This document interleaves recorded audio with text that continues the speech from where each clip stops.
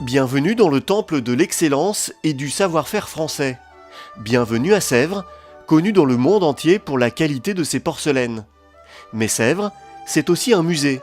Créé au début du 19e siècle, il présente des milliers d'objets en céramique, de toutes les époques et de toutes les civilisations.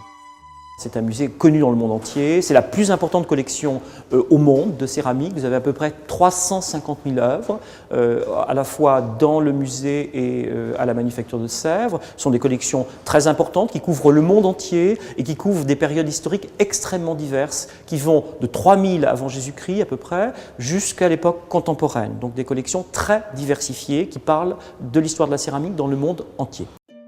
Le musée présente plusieurs chefs-d'œuvre réalisés en porcelaine, comme ce vase de 1813, destiné à Napoléon. Il est considéré comme l'une des plus belles œuvres sorties des ateliers de la manufacture. On y trouve aussi des services de table royaux, un vase impérial de Corée, des collections d'assiettes d'Iznik, ainsi que les premières porcelaines réalisées en Europe.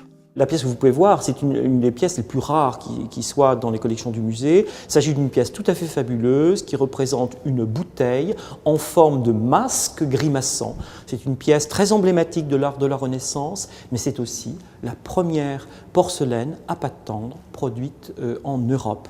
À la demande des princes de Médicis, ces pièces ont été réalisées pour servir de cadeaux prestigieux offerts aux hôtes de marque de cette principauté. Sèvres n'est pas qu'un musée, c'est aussi la célèbre manufacture. Créée en 1740 par Madame de Pompadour, elle a pour mission de produire des objets d'art en porcelaine.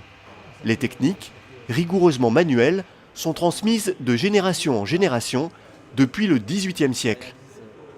La porcelaine est très douce à travailler, elle est aussi très délicate, mais avec la connaissance de la technique, ça pose pas trop de problèmes.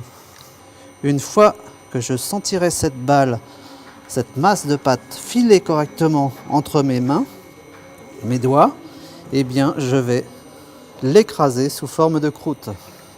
Il suffit de la courber un tout petit peu et l'ensemble redescend gentiment. Il faudra 20 minutes de travail supplémentaire pour que cette boule de porcelaine devienne un plat qui partira dans les autres ateliers. Et l'ensemble séchera sur son moule en étuve.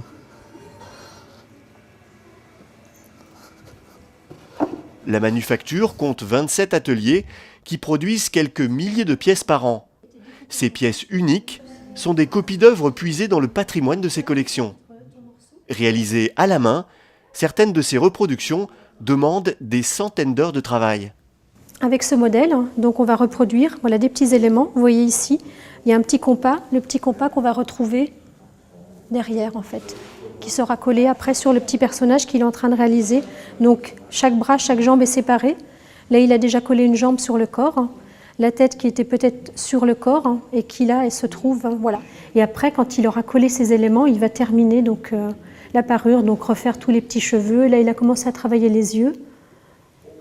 Et on va tout retoucher, les ongles sur les doigts de pied, on va vraiment redonner, on va accentuer tous les détails parce que c'est une cuisson à très haute température, à 1280 degrés, donc la matière se fond, donc il faut vraiment qu'on accentue tous les détails pour qu'il reste quelque chose après cuisson. Cet élément-là viendra se coller ici. Voilà. Là, on peut dire qu'il y a 3 semaines à 4 semaines de travail voilà, sur un biscuit voilà, de cette grandeur-là. Après l'atelier sculpture, l'atelier peinture. Pour réaliser le dessin de cette assiette pleine, il faudra 3 mois.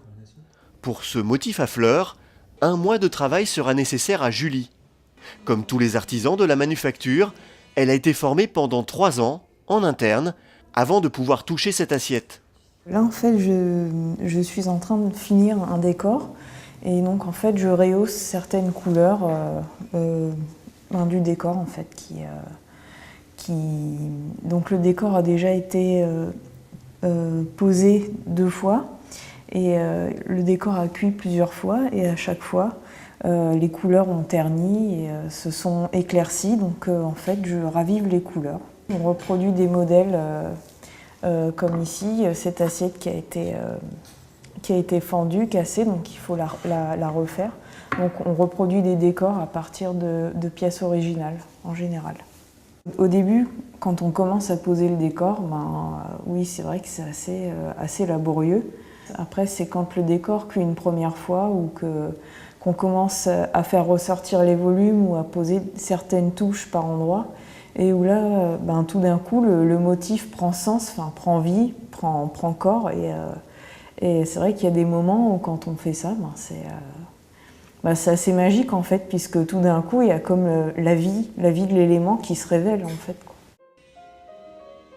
Un quart de la production de la manufacture est destiné au grand corps de l'État. Le reste est exposé à la vente dans 2 galeries. Comme le musée, les ateliers de la manufacture se visitent aussi. Ces visites permettront de mieux comprendre l'incroyable somme de talent nécessaire pour réaliser les œuvres présentées dans le musée. Des œuvres d'exception, offrant le meilleur des artisans et des artistes, pour le plus grand plaisir des visiteurs.